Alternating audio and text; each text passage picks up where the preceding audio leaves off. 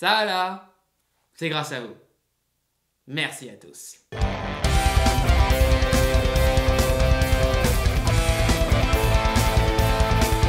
Donc, après un scandale qui a fait trembler Hollywood et de nombreux témoignages compromettants, Harvey Weinstein, producteur important à la tête de grosses compagnies cinématographiques de Miramax à Weinstein Company, a enfin été arrêté pour viol et abus sexuels. Quand le scandale a éclaté, ce fut un véritable choc pour l'ensemble de l'industrie et des cinéphiles. Un homme aussi important qui se révèle être un véritable connard, mais c'est incroyable!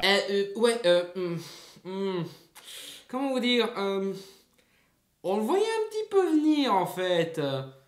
Quoique, disons le cash, tout le monde savait que c'était le mal incarné ce mec. Certains gars d'Hollywood l'appelaient carrément Harvey le Punisher. Et c'est sans parler des vannes habituelles de certains acteurs comiques comme Billy Crystal. I haven't been to the Oscars since they were taken over by the evil wizards. You mean the orcs? No, the Weinstein. Ou encore Seth MacFarlane, créateur des Griffins et d'American Dad. Congratulations, you five ladies no longer have to pretend to be attracted to Harvey Weinstein.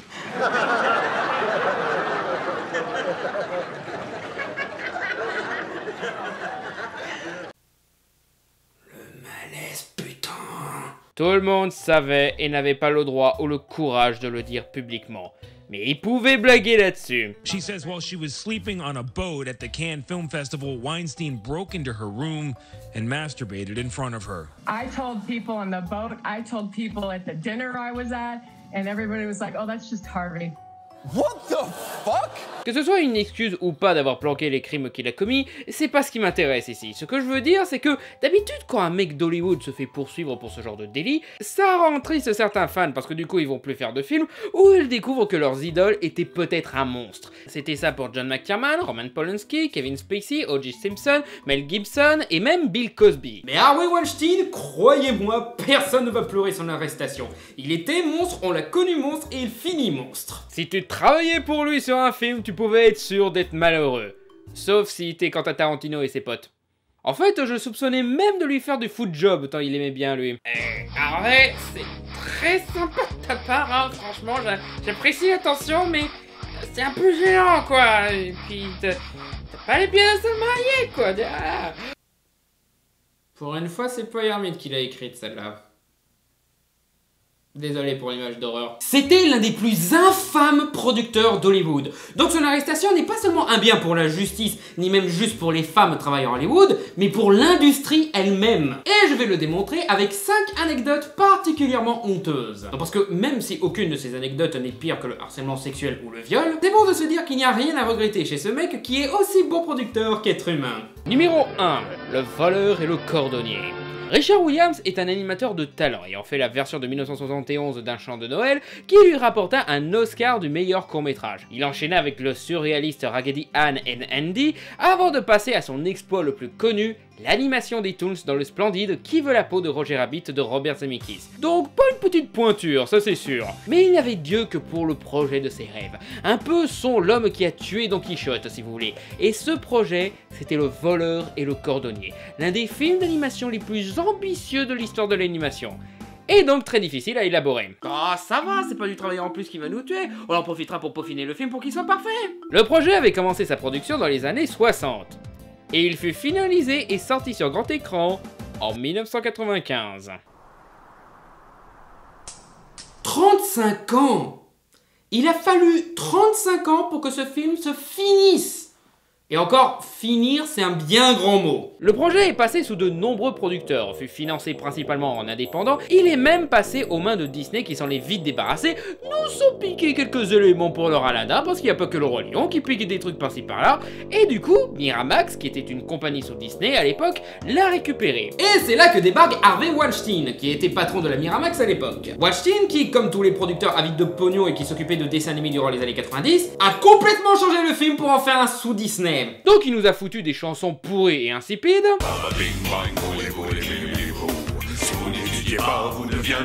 des monologues interminables des personnages qui étaient censés être complètement muets. Et que tient donc cette vieille chipie dans la main? Est-ce une statuette en or? Non, ce ne sont que des bananes.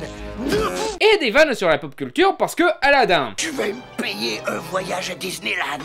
Ouais, Weinstein a forcé ce film qui s'est fait plagier par Disney a plagié du Disney. Putain de merde! Va te faire foutre, Harvey. Transformant ainsi un projet unique et passionnant en bidon de lessive sans saveur profitant d'un gros succès populaire. Et c'est ainsi que Weinstein a tué le voleur et le cordonnier. Cela dit, je vous conseille de jeter un coup d'œil à la version Reco Blood Cut. Un remontage fait avec la version finale et des morceaux d'animation inachevés qui essayent de s'approcher le plus possible de la vision d'origine de Richard Williams. Ce n'est hélas pas une Director's Cut. Cela étant dit, maintenant que Miramax a changé de politique avec tout ce bordel, peut-être que par rapport à ce film... Hey, Twitter, c'est maintenant qu'il faut demander un truc à Hollywood. Ah, parce que j'adore attendre bosser. Numéro 2, Le Manège Enchanté. Vous l'avez probablement oublié, mais en 2005 était sortie une adaptation de la célèbre série d'animation Le Manège Enchanté. Petit film d'animation peu extraordinaire mais non sans un certain charme enfantin, Pollux et Le Manège Enchanté devint le plus gros succès français outre-Manche lors de sa sortie. Mais bien que le film fut traduit en anglais pour sa diffusion au Royaume-Uni, il ne fut pas distribué aux États-Unis tout de suite, car le distributeur américain, devinez qui, estimait que le film était inadapté au public américain. Pardon ? Je veux dire, on parle pas d'un dessin animé japonais ou d'un truc qui a des grosses différences culturelles ou même du contenu explicite comme du son, du sexe. C'est le manège enchanté, putain! C'est l'histoire de petites créatures mignonnes qui s'amusent dans un manège. Tu peux pas faire plus enfantin. Ça vise les moins de 7 ans. Tu peux pas plus universel comme truc. En quoi ce serait inadapté? Et donc Weinstein imposa un redoublage complet du film. Donc le film était en anglais et tu le traduis en anglais. T'es con ou t'es con? Mais non seulement il a fait redoubler le film, non seulement il a fait venir un nombre incalculable de célébrités dont les gosses se foutent, comme Jimmy Fallon, Whoopi Goldberg, Judi Dench, Kylie Minogue, Ian McKellen, William H. Macy et même Kevin Smith qui doublait un personnage qui n'avait pas du tout de dialogue à la base. Encore? Mais il a exigé de changer complètement les dialogues, et pour ça il a fait appel aux mecs qui ont fait la véritable histoire du Chaperon Rouge. Ça va me donner envie d'être sourd, c'est ça? The Blue Man Group's back in town. Here's Johnny. Someone order ribs. 2 words, sir. Personal hygiene. Bring out your dead! Pirates of the Caribbean. Hey, thought we said no Disney jokes. What's up? Vous savez ce qu'il y a de pire que le massacre d'un film pour en faire un sous Disney? Le massacre d'un film pour en faire un sous DreamWorks. Anybody know karate? I train with Morpheus. My name is Neo. Hey, I'm Steve. There is no spoon. Ok, mec, ton truc, il date de 2006. À cette époque, les blagues sur Matrix étaient mortes. Oh, et d'ailleurs, pour le côté réadapté pour le public américain, le film est dans le top 10 des pires dessins animés diffusés en salle américaine. Tu as fait d'un film des plus innocents et modestes l'une des plus grosses verrues sur la peau de l'histoire de l'animation. Bravo, connard.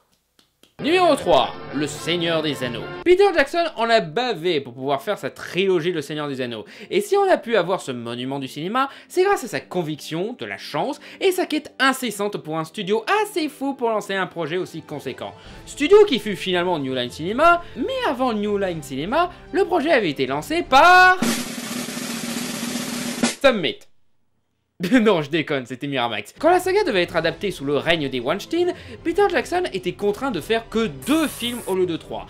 Là encore, Peter pouvait encore tolérer, il avait juste à serrer les dents pour que ça passe. Mais pour les pires producteurs d'Hollywood, c'était pas assez. Les frères Weinstein ont soudain décidé qu'ils voulaient finalement qu'un seul film.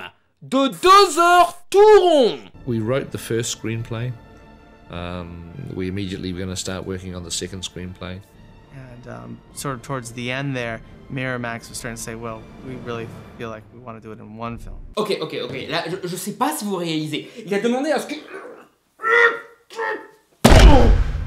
Tout ça en un film de 2 heures. La précédente adaptation du Seigneur des Anneaux par Ralph Bakshi faisait déjà les 2 premiers livres en un film de 2 heures. Et c'était catastrophique narrativement. Et vous, comme ça, comme une fleur, vous demandez, hein, voilà, tout ça, voilà, l'ensemble de 3 livres séparés en un film de 2 heures.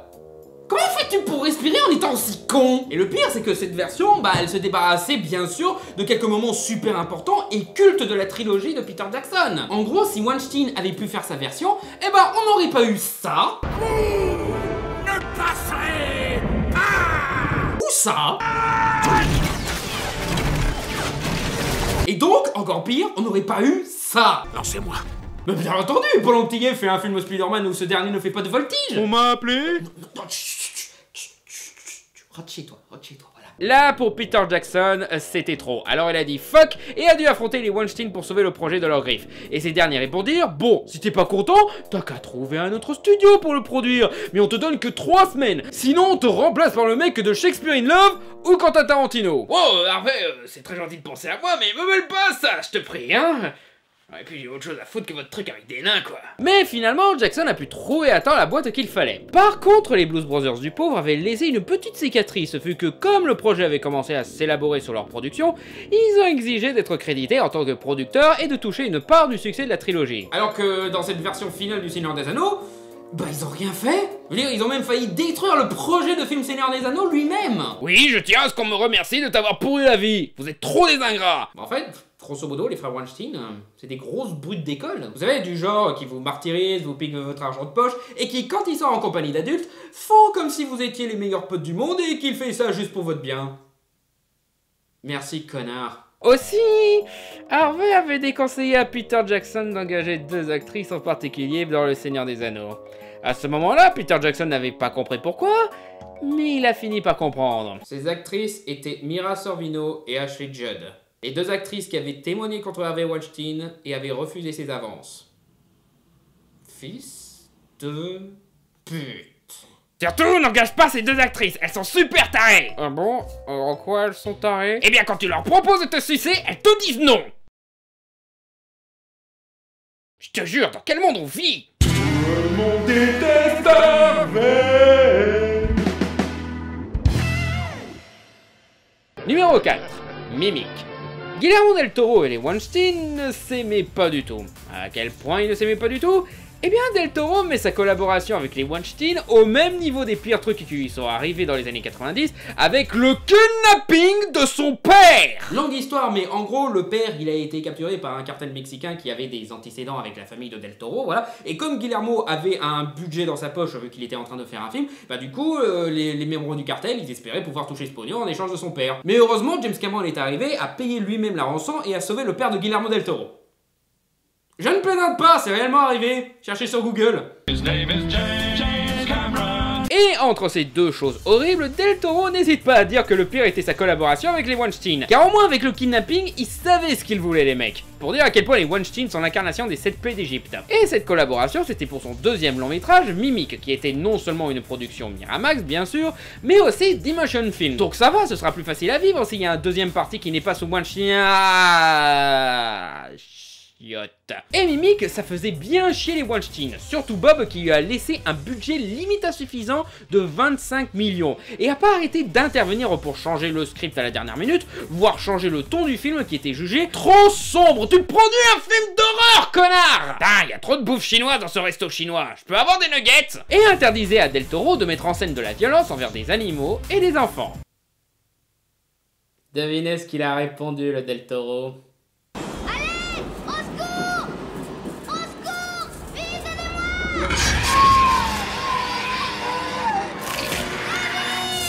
On fait pas chier Matador del Toro. Et c'est sans parler de la fin originale que Del Toro n'a pas pu faire, même en director's cut. Parce que oui, spoiler, le film ne devait pas se finir sur une grosse scène d'action où des humains gagnent et sauvent un gosse prisonnier des gros monstres comme dans Alias. Non, non, non, non, non. Le gosse devait rejoindre volontairement les monstres et dans les gros monstres, à prendre le contrôle de la Terre. Tiens, ça me rappelle un truc, mais quoi? Et malgré tout ce que les Weinstein ont fait subir à Del Toro, au point qu'il prévoyait pendant un moment de ne plus faire de film en Amérique, où c'était son premier film américain donc ça traumatise un peu, il a pu avoir le soutien de son actrice principale Mira Sorvino, ouais, encore elle, casseuse de couilles de Weinstein professionnelle, ainsi que du reste de l'équipe de tournage pour tenir le coup et empêcher son renvoi en milieu de production. Donc autant les Weinstein ont été très cons dans cette histoire, autant leur connerie a permis à Del Toro de s'améliorer au jeu des producteurs. Cette confrontation a renforcé Del Toro et l'a permis d'être ce producteur malin qui arrive à obtenir ce qu'il veut sans être emmerdé par les prods. Ce qui l'a beaucoup aidé le long de sa filmographie généralement. D'ailleurs vous remarquerez que sa série The Strain, énorme spoiler, a pratiquement la même promesse que Mimic et est allée dans la direction de la fin originale de ce dernier avec les gros monstres qui prennent le contrôle du monde et un gosse qui les rejoint volontairement. Et histoire de rendre cette histoire encore plus plaisante, et là arrive James Cameron.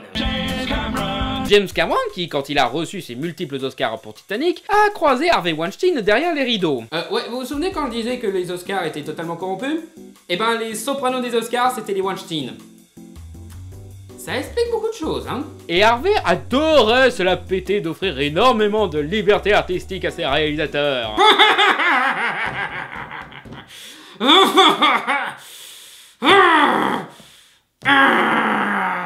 Sacré Harvey. Et James Cameron, qui est très pote avec Del Toro, encore une fois il a même sauvé son père de kidnappeur, a bien sûr entendu que c'était des conneries, et est allé confronter ce connard à ses mensonges. Cameron commentera des années plus tard qu'il se retenait de le frapper. Donc ouais, la prochaine fois que vous verrez la vidéo du discours de James Cameron durant les Oscars, vous saurez qu'à ce moment-là, il pensait ça. Putain, cet enculé de Weinstein, on fait pas chier mon pote, je vais le buter, je vais l'assommer avec mon Oscar et appeler Schwarzenegger pour lui écarter l'anus pour y foutre mon sous-marin pour que je fasse un documentaire sur la profondeur de son trou du cul. Et c'est comme ça qu'il a réalisé Les Fantômes du Titanic. À voir en 3D. Numéro 5.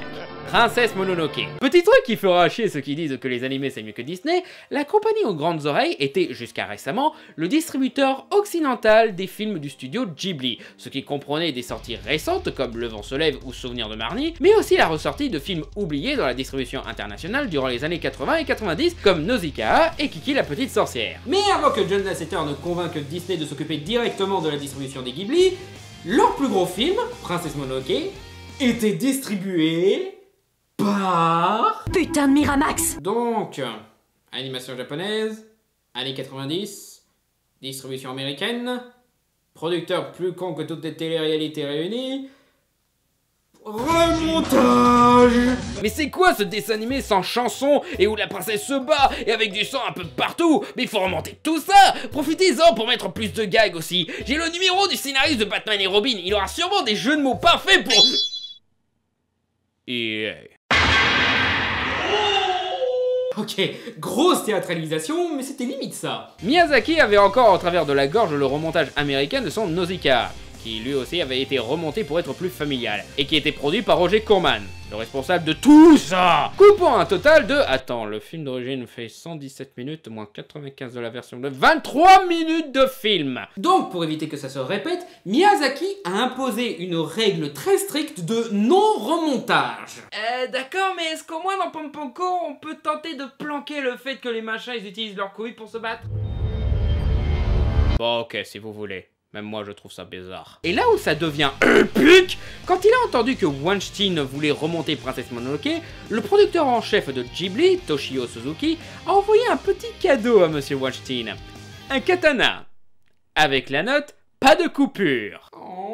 Et je pense qu'on peut sans problème mettre ça au sommet des pires saloperies de Weinstein. Le fait qu'il s'est pas fait harakiri avec ce sabre. Et pour le coup, ils ont pris quelqu'un de compétent pour s'occuper de l'adaptation américaine, à savoir Neil Gaiman, l'auteur entre autres de Sandman, Coraline et American Gods, qui a juste changé quelques mots pas évidents à comprendre sans le contexte japonais. Ainsi, on remplace les Jibashiri par les mercenaires et Shishigami par l'esprit de la forêt. Pas mal, ça rend le film plus accessible, c'est sûr. Et Weinstein a dû se sentir bien con de voir son projet de remontage familial tomber à l'eau, alors qu'il avait déjà prévu son casting 4 étoiles avec Dr Manhattan, Billy Bob Thornton, John DiMaggio, et même Scully en personne, Gillian Anderson. Et merde, j'avais même prévu des blagues sur X-Files. Là par exemple, Scully devait dire « J'ai réouvert les W-Files ». Compris, W parce que Wolf est... Dieu merci, ce mec a enfin été arrêté. Cela dit, il y a une petite voix dans ma tête qui n'arrête pas de me dire que ça aurait été 1000 fois mieux qu'avant toute cette histoire, il se fasse virer pour incompétence. Ces monstres utilisaient leur célébrité et l'influence de leurs travaux comme bouclier contre tous ceux qui cherchaient à les traîner en justice, leur permettant de continuer à faire souffrir psychologiquement des innocents pendant que le reste de l'industrie détournait le regard. Mais personne n'aimait Harvey Weinstein. C'était pas un grand acteur séduisant ou un réalisateur talentueux et charismatique, non, c'était un producteur de merde qui ruinait la vie des gens qui travaillaient pour lui, un portefeuille vivant avec un compartiment à merde et à misère. Mais c'était un puissant producteur, avec une boîte de cinéma qui lui donnait un pouvoir sur ses ennemis grâce à des tas de films oscarisés par lui-même. Si tu voulais continuer à avoir une carrière à Hollywood, il fallait fermer sa gueule et ne rien faire contre les Weinstein. En fait, Weinstein traitait le cinéma comme il traitait les femmes, avec brutalité, mépris, tyrannie et en se torchant avec le consentement. C'était ça son bouclier anti-prison. Mais cette protection était une illusion.